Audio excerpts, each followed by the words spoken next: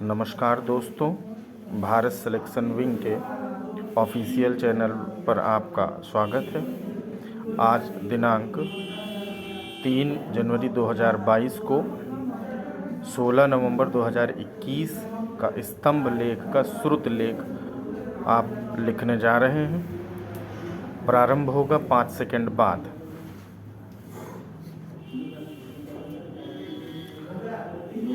Supreme court ने Delhi NCR में गहराते प्रदूषण को लेकर केंद्र और दिल्ली सरकार को फटकारने के साथ उनसे इस मामले पर आपात बैठक बुलाने और उसमें जरूरी उपाय कर जिस तरह निर्णय लेने को कहा, उससे कुछ ठोस नतीजा निकलने की उम्मीद कम ही है।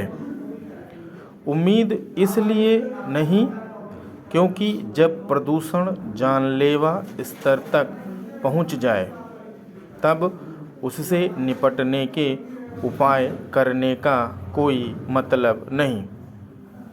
यह तो एक तरह से सोते को जगाना है।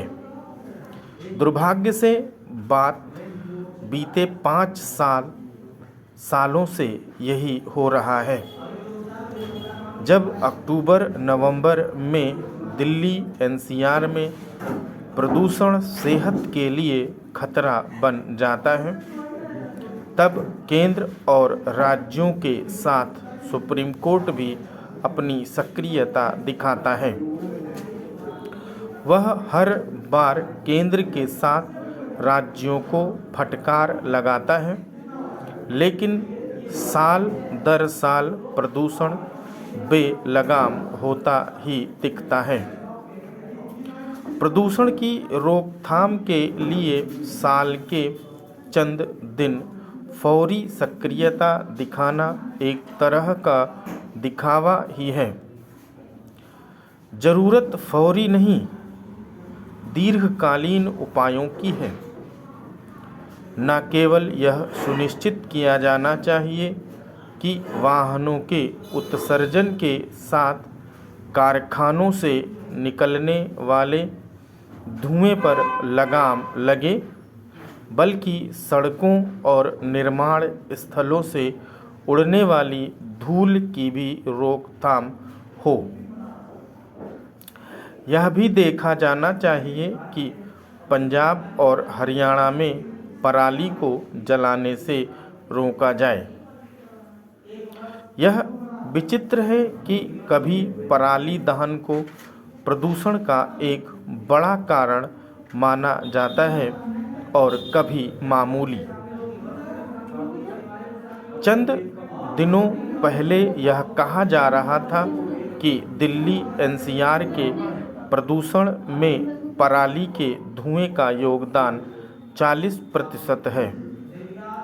अब केंद्र सरकार कह रही है कि यह 10% के ही करीब है। सुप्रीम कोर्ट की माने तो वाहनों की आवाजाही से उड़ने वाली धूल प्रदूषण के मुख्य वजह है। उसने लॉकडाउन का भी सुझाव दिया है, लेकिन क्या इससे समस्या के मूल कारणों का निवारण हो जाएगा? कभी कभी तो ऐसा लगता है कि अभी तक यही नहीं जाना जा सका है कि प्रदूषण वस्तुतः किन कारणों से गंभीर रूप लेता है। एक समस्या यह भी है कि दिल्ली के वायु प्रदूषण को लेकर तो खूब चिंता जताई जाती है, लेकिन देश के अन्य इलाकों में खराब होते वायुमंडल की अनदेखी होती है। नतीजा यह है कि गर्मियों में उत्तर भारत के एक बड़े इलाके में प्रदूषण गंभीर रूप धारण कर लेता है। प्रदूषण से निपटने के जो आधे अधूरे तौर तरीके अपनाए जा रहे हैं, उनसे कुल मिलाकर यही पता चलता है कि इस समस्या के समाधान के कोई ठोस उपाय करने में किसी की दिलचस्पी नहीं। वास्तव में ठोस उपाय तब तक नहीं किए जा सकते जब तक यह माना जाता रहेगा कि प्रदूषण चंद दिनों की समस्या है।